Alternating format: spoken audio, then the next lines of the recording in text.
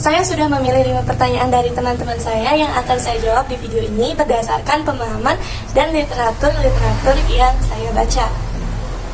Sebelumnya, saya ingin menyampaikan bahwa jawaban yang saya berikan di video ini belum tentu 100% benar dan masih memerlukan banyak perbaikan.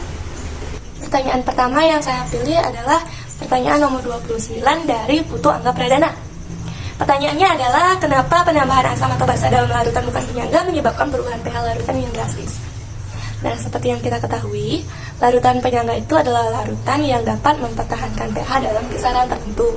Maka sebaliknya, larutan bukan penyangga tidak dapat mempertahankan pH. Sehingga jika kita menambahkan asam atau basa ke dalam larutan tersebut, maka pH larutan tersebut akan berubah drastis. Lalu, kenapa larutan penyangga dapat mempertahankan pH sedangkan larutan bukan penyangga tidak bisa? Jadi begini, larutan penyangga itu tersusun dari komponen asam yang dapat menahan kenaikan pH dan komponen basa yang dapat menahan penurunan pH. Nah, larutan penyangga itu kan ada 2 jenis, yaitu larutan penyangga asam dan larutan penyangga basa.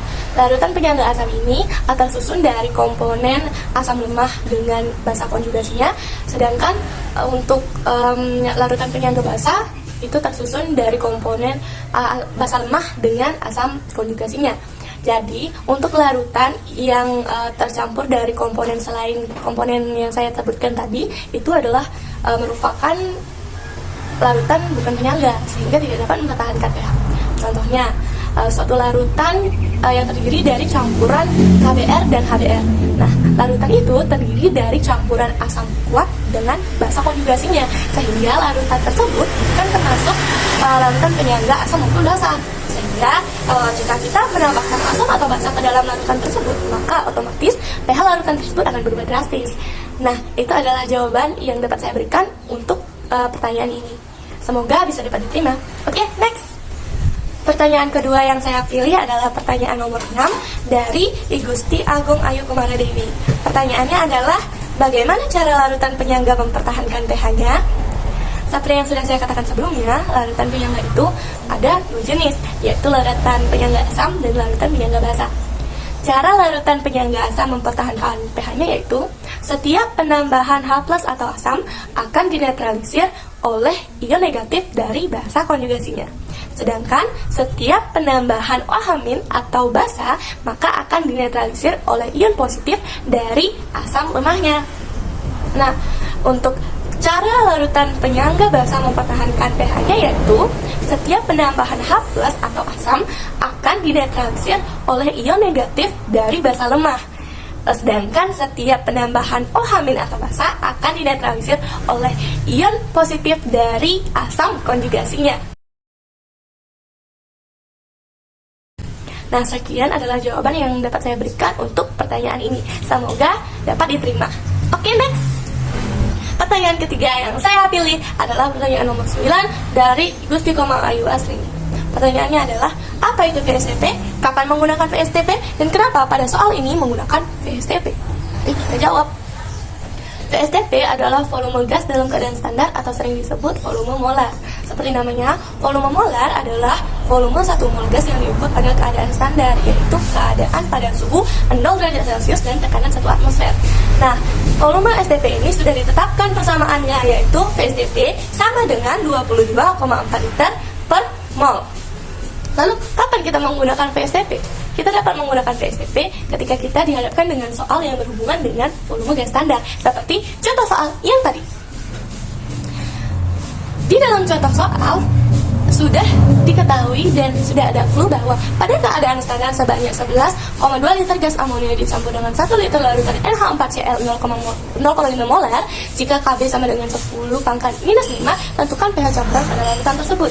Jelas kita menggunakan persamaan VSTP karena di dalam soal sudah diketahui bahwa gas amonia itu pada keadaan standar. Namun, di sini di dalam soal yang diketahui itu volume STP-nya yaitu 11,2 liter. Sehingga untuk mencari molnya kita tinggal membalikan rumusnya saja, yaitu mol sama dengan volume STP per 22,4 liter.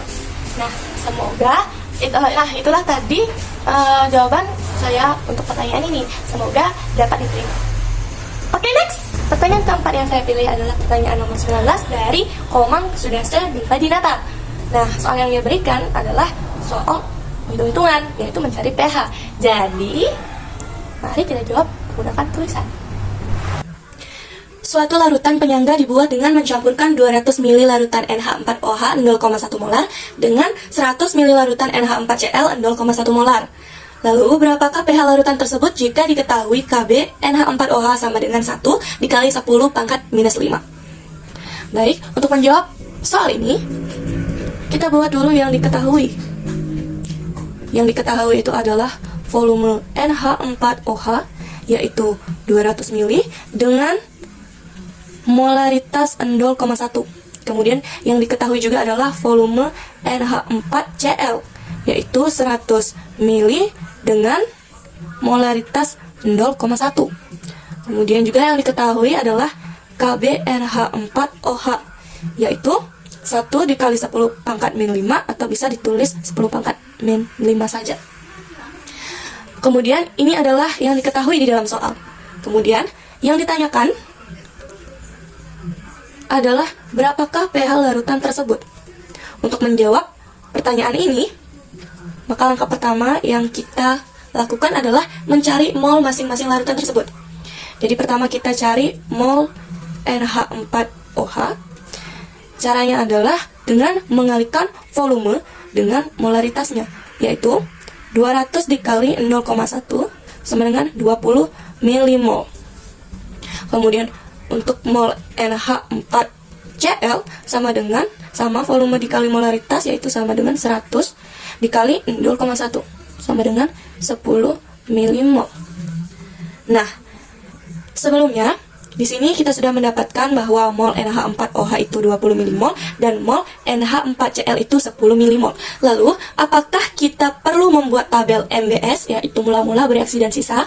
Jawabannya adalah tidak perlu. Kenapa? Karena di sini larutan NH4OH itu adalah merupakan larutan basa lemah, sedangkan NH4Cl itu sudah merupakan garam dari NH4OH.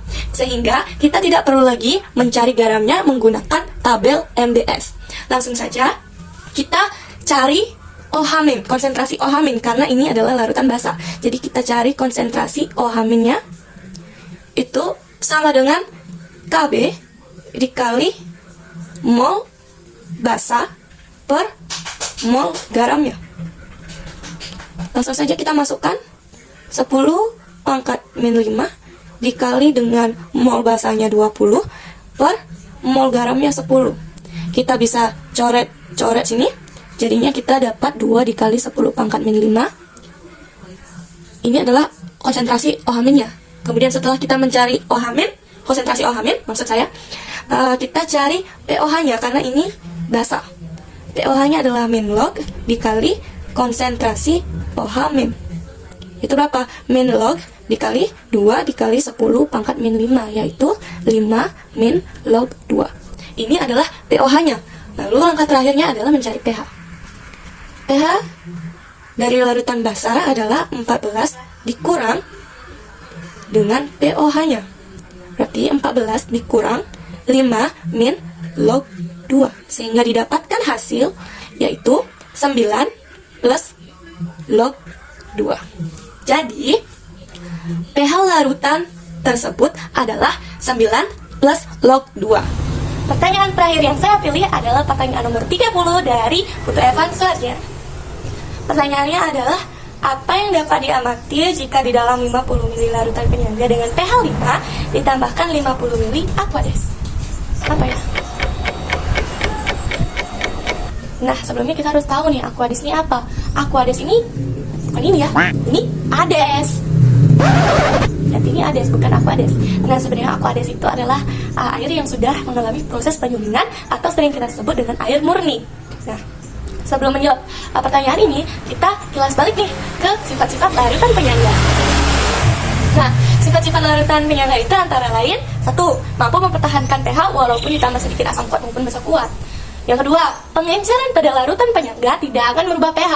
Yang ketiga, semakin banyak jumlah molnya, maka semakin kuat juga dalam mempertahankan pH. Yang keempat, pada suhu yang tetap atau tidak berubah, nilai Ka selalu tetap. Dan mungkin masih banyak lagi, tapi ini adalah beberapa yang hanya saya sebutkan. Nah, kalau kita kembali lagi ke soalnya, yaitu apa yang dapat diamati di dalam 50 ml larutan penyangga dengan pH 5 ditambahkan 50 ml Aquades. Nah, penambahan 50 ml Aquades ini merupakan proses pengenceran, sehingga jika kita kaitkan ke dalam sifat-sifat larutan penyangga, yaitu yang tadi saya sebutkan, yang kedua yaitu pengenceran pada larutan penyangga tidak dapat merubah pH. Tidak akan. Jadi, jawaban untuk pertanyaan ini adalah larutan pH tersebut tetap atau tidak berubah. Nah, itu adalah jawaban saya untuk pertanyaan ini. Semoga dapat diterima.